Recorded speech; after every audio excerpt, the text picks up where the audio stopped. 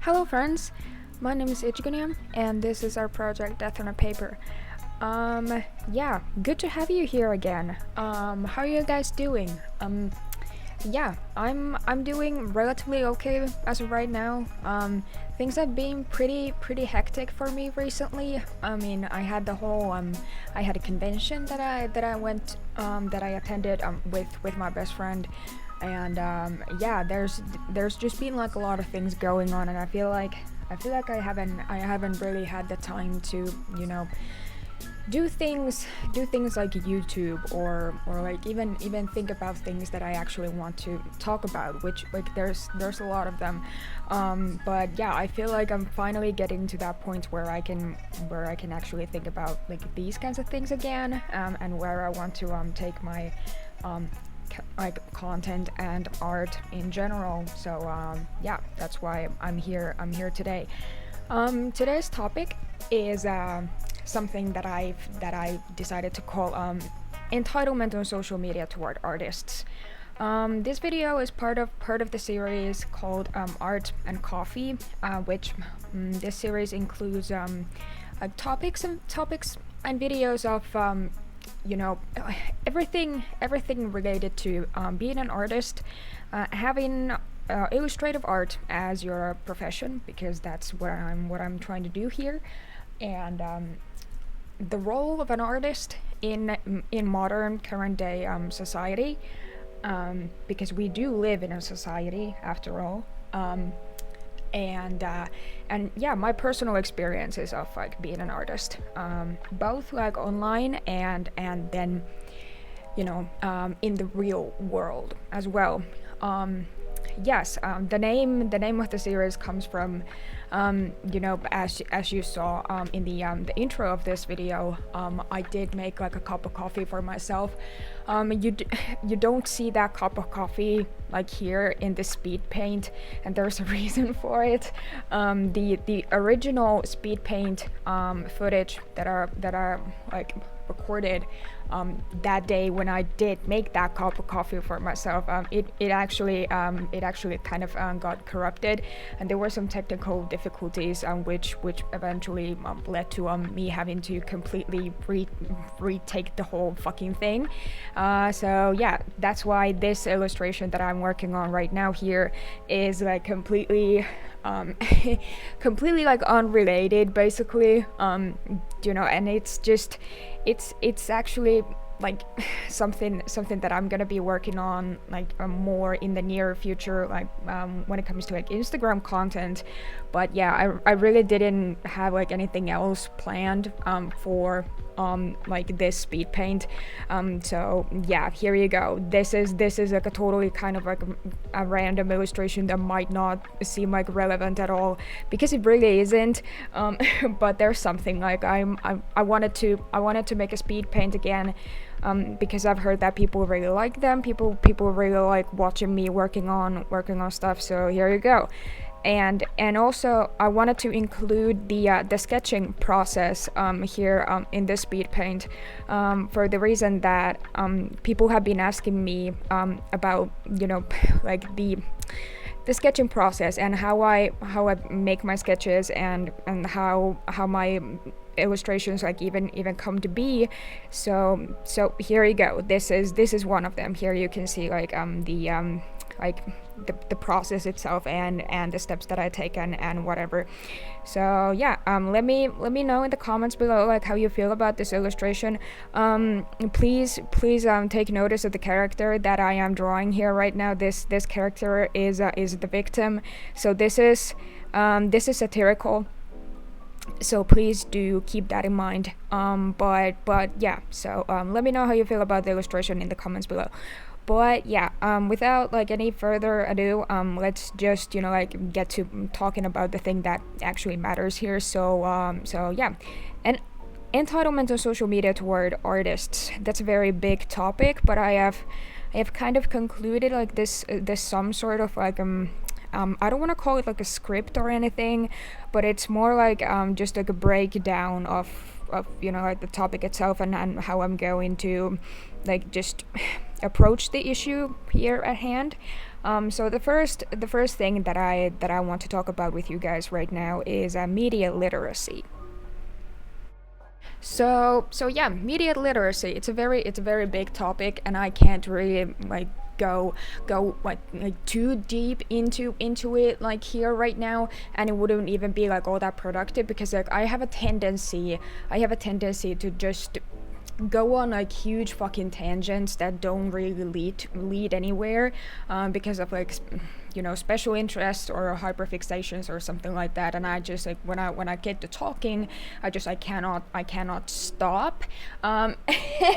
So yeah, that's why I had to create like some type of like a breakthrough, and break down vittu, on the topics that I want to go over here. So yeah, media literacy, it's a very big thing. So I just want to give you like some type of a contextualization on like why I even want to talk about this, like in the context of entitlement on social media toward artists. But yeah, media literacy is a very, very important skill that we all should have, and for that reason, I do want to let you guys know that in the Finnish education system, which is like even up until right now, it's very, very often considered to be like one of the best, if not even like the best, education systems in the whole world, and there's a very good reason for that. But like without getting too deep into that itself, I wanted to introduce you guys, to the subject that we call mother tongue and literature, so Finnish and literature, and there's actually like a separate like an entire fucking section, in the curriculum of this subject, even back then when I was in school, which was like, I don't know, like, it's been 5 years since I graduated from lukio, which is like,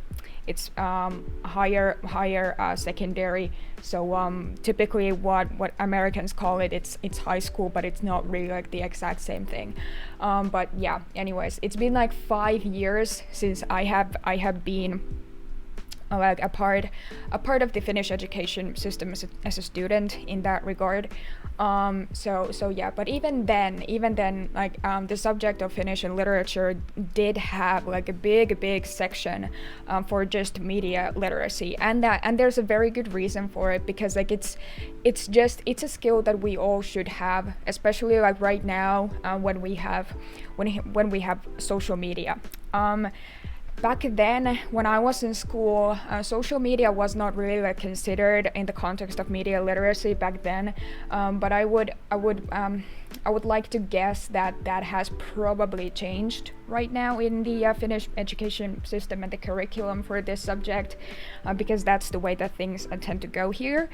But yeah, there are a lot of differences between traditional media, and social media when it comes to the way that you're supposed to like interpret those pieces of media and text and everything and all that kind of stuff. So yeah, for artists, particularly, why media literacy matters here is that, like right now we're at a point where it's just, if you work as an artist, especially if you are an illustrator of some kind, like myself, like social media is pretty much like the easiest outlet that you have for like creating any type of an audience for your art, and have like any type of visibility and like chance to get hired, get employed, or make sales, or anything or something like that, because social media is like up for grabs for literally everybody, and it's basically free. So like it's very, very easy to go to that route, and like right now, it's something that all artists are in to some extent even like expected to do. So when we're talking about media literacy, especially in the context of social media, I want to give you guys an introduction to the concept and to the terminology of different types of texts. Now, texts are so much more than what we may be like traditionally view as texts. This YouTube video, for example, this video that you are watching or listening right now, this is considered a text.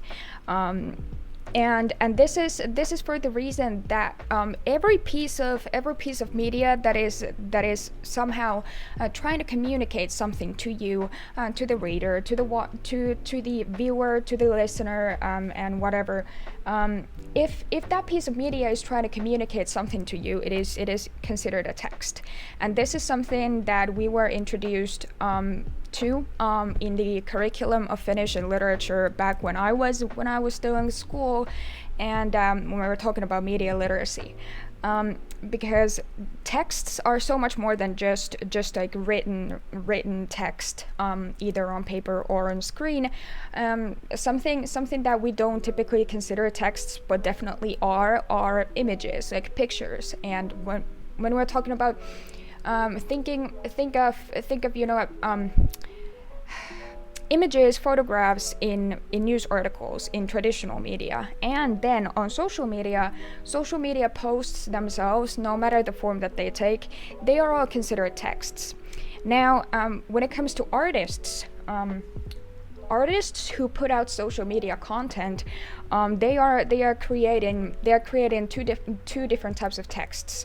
One, they're creating that social media post itself, which is considered a text in and of itself. Then also that artwork that they are posting in that social media post is also considered a text. Now, all different types of texts are subjected to media literacy because they are a part of, they're part of their piece of media. So no matter that text type, whether it be a regular like a news article or like a novel or short story or like lyrics from a song or whatever, it doesn't matter. They are all subjected to media literacy, and this also includes art, and like illustrative art as well, visual arts. So when we're talking about texts and how like just what it actually means to interpret these different types of texts, like in the terms of like media literacy, something that there are a few factors that we typically go for when we want to analyze texts to like and try to like actually understand them and interpret them. First, we have like the text purpose, then we have the text message, what message it is trying to convey to you, and then how reliable that text is, like as like a piece of like information, if the information that it's trying to convey to you is reliable, and then also like as the last one, the intent of the creator, if it's somehow relevant to the text and the situation at hand. So now that we are in the age of social media, and a lot of us tend to go for social media far more often than for traditional media outlets like newspapers or TV channels or whatever, social media has like drastically changed things, just in terms of just like the different types of media that we consume, but also like our media consumption habits and the different, like even like struggles that kids, like young people, adolescents, face in terms of like their media literacy skills. So as we all know, in the last, I want to say especially like 8 years, the attention span for all of us has just shrunk down to something, to just like incredibly fucking short, like way shorter than it was when I was still going to school. Like this makes me sound like I'm like a millennial in their mid-30s. I'm not, I promise. I'm an older Gen Z in my mid-20s, but times have changed a lot in just like a few years, and that's actually insane if you really think about it. But yeah, our attention spans are way shorter than they were like at, I want to say like even at the end of like the last decade, you know, like the 2010s, when I was graduating from Lukio and everything else, and the shortened attention spans that we all have, especially kids though, but like everyone, even like us, like older folk, that has drastically affected our capability, our just like understanding of media and our skill levels of media literacy. Because like I said at the beginning of this portion, media literacy is a set of skills that you have to hone, that you have to practice. It's not something that it's innate to human beings. It's something that needs to be practiced, that needs to be like taught at first, and then like practiced as like a continuation of that learning process. That's why we have a section for media literacy in the Finnish education system, in the curriculum for the subject of Finnish and literature, because it is like at the end of the day, it's a skill that we all need to practice. But the problem rises with shortened attention spans because we just don't really have the capability to focus on more complicated texts, and like the level of brain capacity, I guess, and that it sometimes takes to interpret like just more complicated texts. I'm talking things like novels or feature-length movies or whatever, like pieces of media that are just like bigger in many different ways, that just require a lot more of our time and effort and energy and our just like brain power in a way. But when our attention spans are so fucking short as they are right now, you know, because like the regular fucking TikTok and Instagram reel is like very often it's like less than 10 seconds long. So like yeah, it's like the change is drastic. So yeah, of course that is going to affect our capability, our ability to interpret texts and different types of media. So yeah, in short, media literacy as a skill in general, that has like taken a huge fucking toll ever since like the popularity of platforms like TikTok and then content like Instagram Reels. I'm saying this as somebody who very regularly makes Instagram Reels. Like with the rise of this kind of social media content, like media literacy has taken a huge blow. So yeah, and that is like at the very core of the problem that we have for entitlement on social media toward artists. The lack of media literacy is one of the key problems there, and I'm gonna like just further explain how that even like comes to be like right now. But first, I want to take a quick look at consumerism and consumer habits, and even a phenomenon that we nowadays call like overconsumption and capitalism. All of these kinds of political things that also play a role in this sense of entitlement that a lot of people seem to feel when it comes to artists on social media. Now, I am what a lot of people, especially in the United States, I'm what a lot of you would maybe like call a commie, and that's not only because I'm European and I'm gay.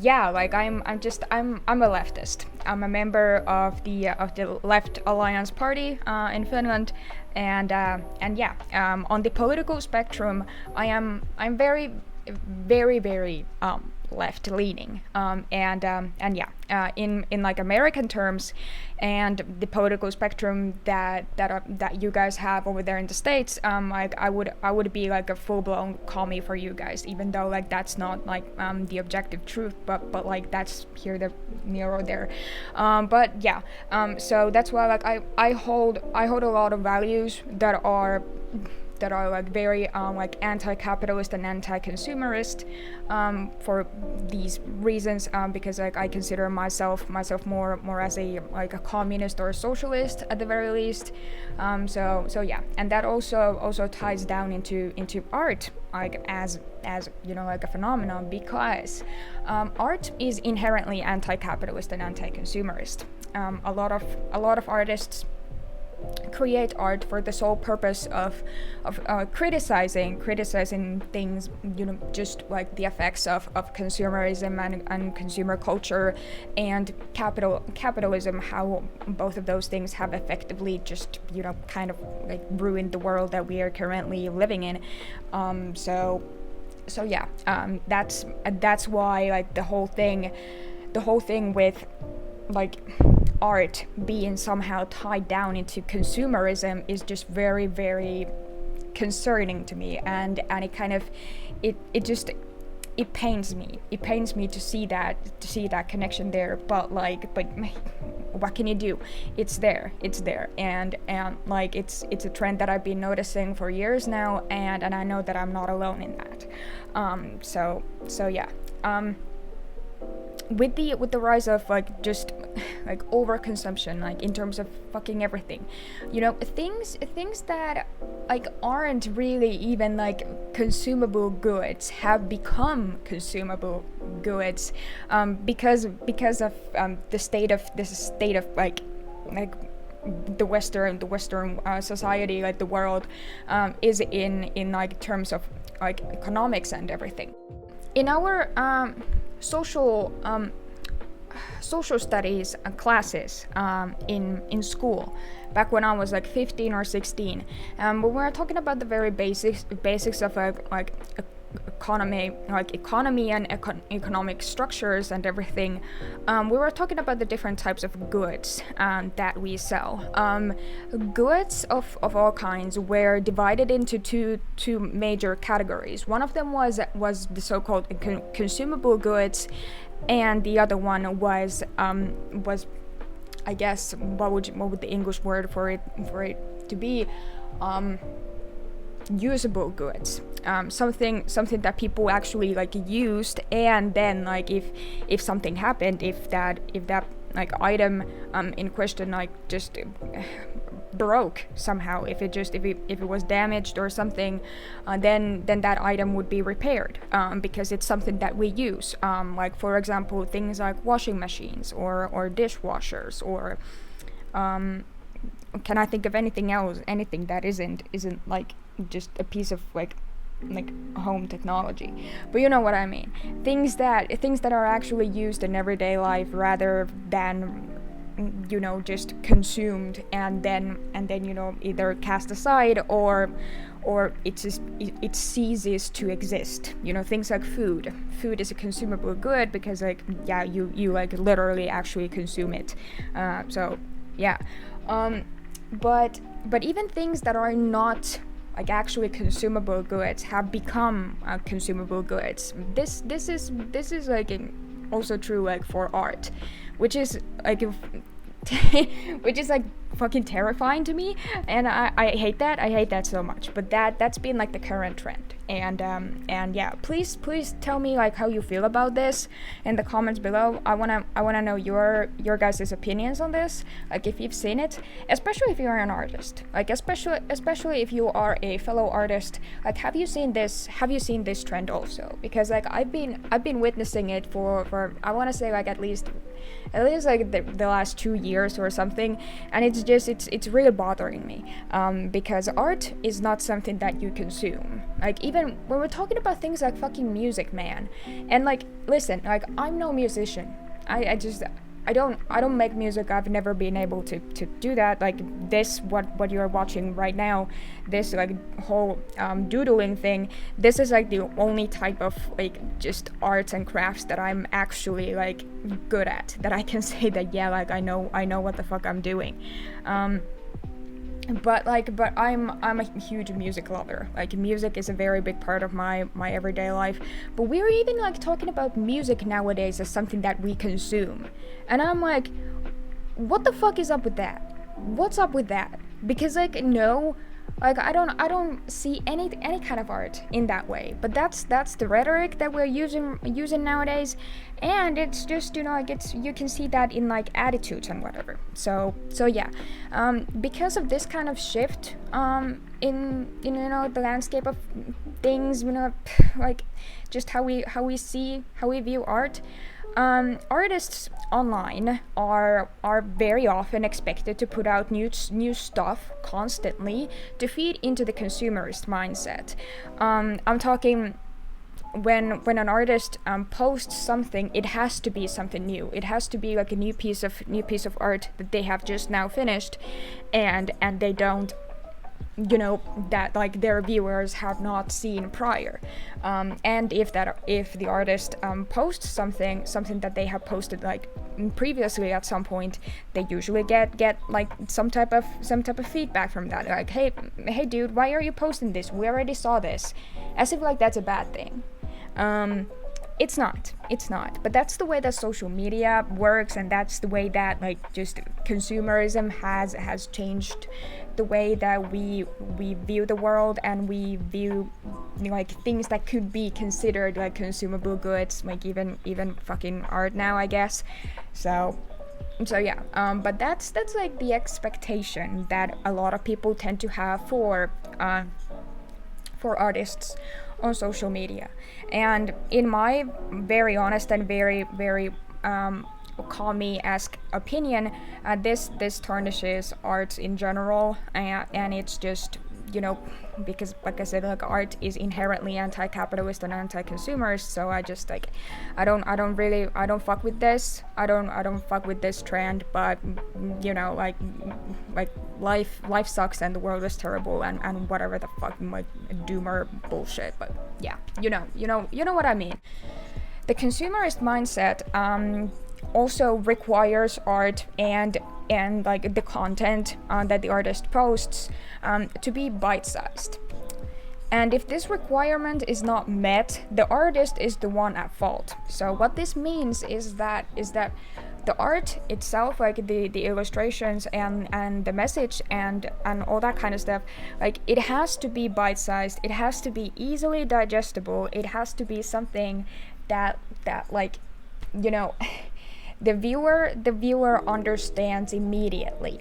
It's kind of like things are expected to be handed out to the audience like exactly as they are, so that the viewer, the audience, does not have to do anything like in their head to be able to like understand what the fuck is going on, you know.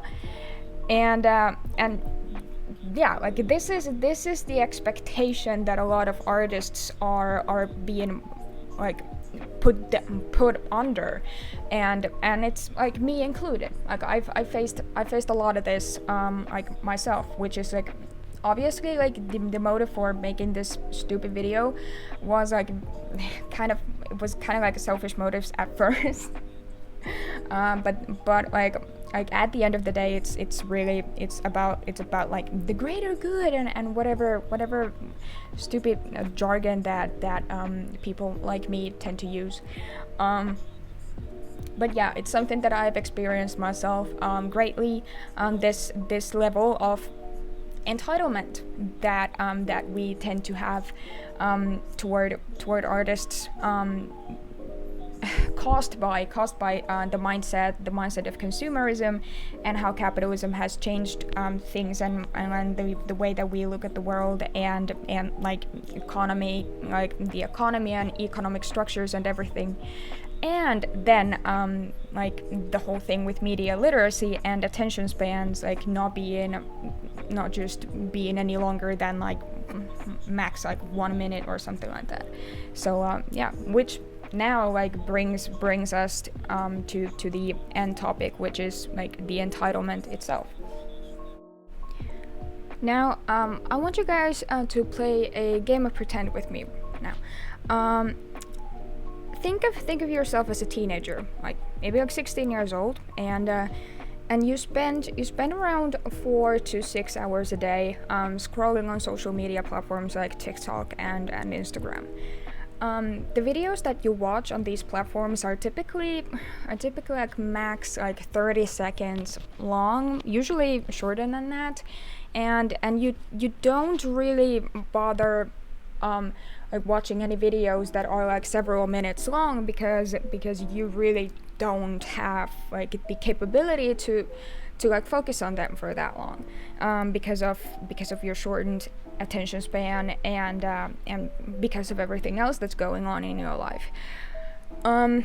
You scroll past videos that are any longer than that max 30 seconds, and if they have like longer captions, if you click open the caption and you see that it's like several paragraphs long, you don't even bother reading it and you scroll past the video, because you don't really have the capability to be focusing on reading anything like that, because the reason that you're watching this kind of content on social media, the reason that you spend all of those hours like doom scrolling on Instagram and on TikTok is that you crave for some type of a distraction.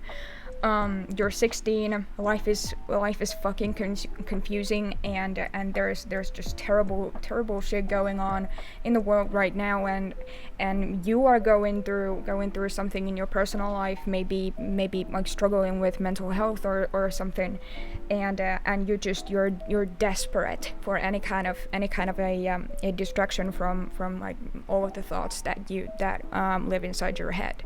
Along with distraction, you're also looking for instant gratification that consumer habits and consumer culture has taught to you to some extent, and all of these things combined, your a lack of like capability to focus on any like longer content, like your shortened attention span, your frustration toward yourself and the life and life in general, and the current state of the world that we are living in, because you're a teenager and everything is just way too much for you, and then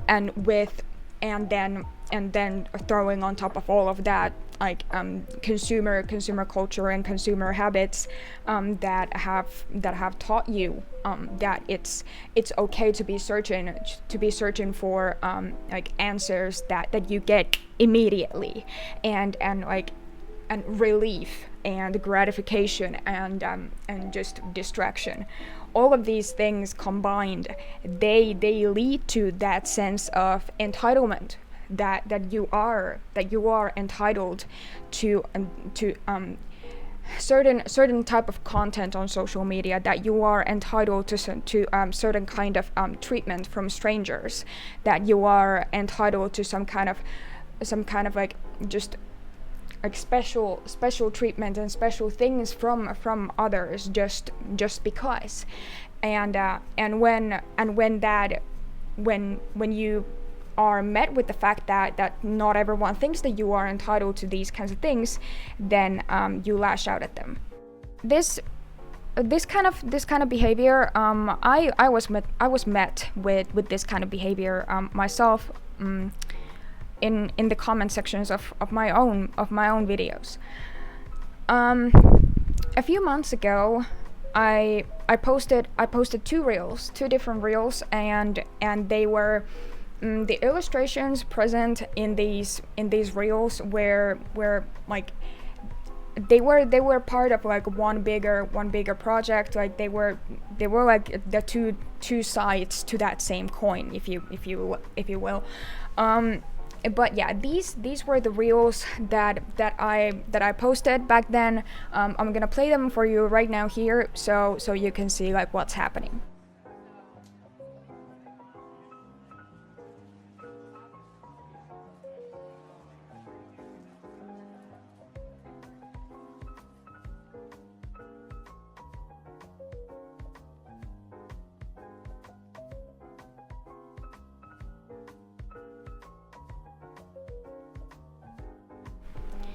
So the problem arose with the video that I showed you last, because a lot of people took that video like just as a complete. They took it very personally, and I'm not somebody who accuses people of taking things too personally, because I have BPD, and I take it literally everything personally, because I have that personality disorder that makes me think like that. But yeah, that's pretty much what was going on, and I got torn to shreds in the comments of these videos. I got called things like selfish and know-it-all and holier than thou, and that I think that I'm better than everybody else, and all that kind of stuff. I'm gonna show some of the comments here for you right now on the screen, so you can see what kind of comments we're talking about. Yeah, the reason for these comments, it seems to me that the reason for this kind of vitriolic response that I got from my audience was that I basically just told everyone that that the message that was like intended to be there in these two illustrations was literally right there, and that the questions that people had, they had already been answered, and I very, very politely and very just matter of factly I directed people to the source of these answers. I told them that pretty much like the description of like one of the reels like accompanied with reading the character introduction post on my Instagram profile for these characters in question. These characters are called the kid and the friend, and if you read through like their introductions, you should be able to understand what is going on here with these illustrations. But apparently that was not the case, and people got very, very mad at me for that, because I didn't offer like the solution, like the response that they felt entitled to in the comment section of my own videos. The reason why I didn't want to do that was that I was getting hundreds of these comments like at the same time, and I really just I was very overwhelmed. I was very anxious. I was very triggered too. Like I was struggling a lot with my health at that point, like due to things that have been going on in my personal life. So I didn't have the mental capacity to be replying to every single one of those comments, and that's why I didn't do that. And also just the fact that the answer to these questions, like it was already there, and then like because people were asking for me to explain this like the message of these illustrations, like just like word by word, and just like give the answer in the way that like those people like they expected me to give that answer to them, and when I didn't do that, and then I expressed like very very mild frustration toward the entire situation, because again I was getting very overwhelmed and very, very triggered, and I was just not feeling well, and I expressed like just a level of frustration in my opinion in a very just like controlled manner, and I was not acting inappropriately. I was just, I'm human, and I experience emotions just like everybody else, even more so than that, because again I have BPD, but even then like I did not let my BPD to take over, and I was being very like cordial about like the emotions that I was going through at that moment. But that the fact that I was like getting a tiniest bit of frustrated at the situation, that eventually led to comments that were calling me a bully, which sent me into a very, very bad spiral, because I am not an abuser. Expressing genuine human emotions in a way that was not inappropriate, in a way that was expected, and in a way that was not toxic or detrimental to either myself or others. I was not attacking anybody. I was not being aggressive in my wording. Expressing my frustration and other emotions in that manner does not make me an abuser. And me telling people that the answers to their questions were like at these specific places, and if they still didn't understand like the message of these illustrations, then that was on them. That does not make me an abuser. And essentially, my fans, I guess, I could see that they felt entitled to me as an artist, as a content creator, and as a person on social media, that they felt like I owed them something, that I owed them an explanation, that I owed them some type of like respect, even though they did not respect me in any type of way. That I was still supposed to respect them. And if I didn't, then I was an abuser. And this is very, very just, don't do this, please, for the love of God. It's very, very inappropriate to be just like, this is just my honest to God personal opinion as a survivor of complex childhood trauma. Don't accuse a victim of abuse being an abuser because they are expressing genuine human emotions in a very controlled and an appropriate manner. Don't do that. Please don't. Because that is very, very detrimental to us and our mental well-being. So yeah, that's essentially what happened. And yeah, I wanted to ask you guys, like, how do you feel about these two illustrations? How do you feel about them? Are they understandable to you? Do you know like what the message here was? Like, can you catch that, or do you think that I'm being completely unreasonable here? Please let me know in the comments down below, because like I'm really interested in just, you know, like finding like an answer to this situation, because every person that I have talked with, that I have like just explained this situation to, they all told me that like, yeah, the message is like clear as day. It's like, it's literally right there. So yeah, but I just wanted to like ask everybody here who's like listening to me talk about this, please tell me how you feel about it, how you feel about the illustrations.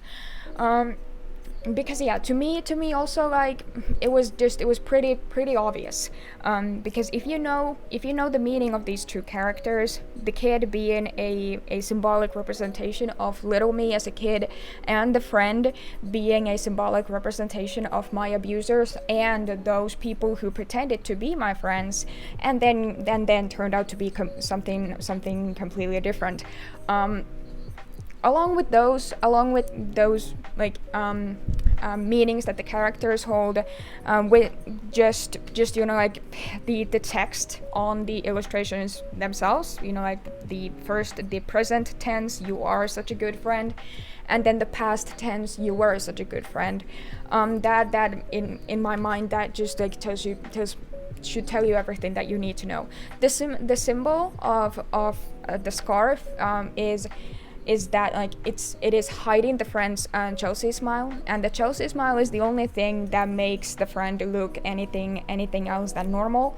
When you cover their smile, like they look completely normal. They look like a normal human being. There's nothing just like weird about them or unsettling.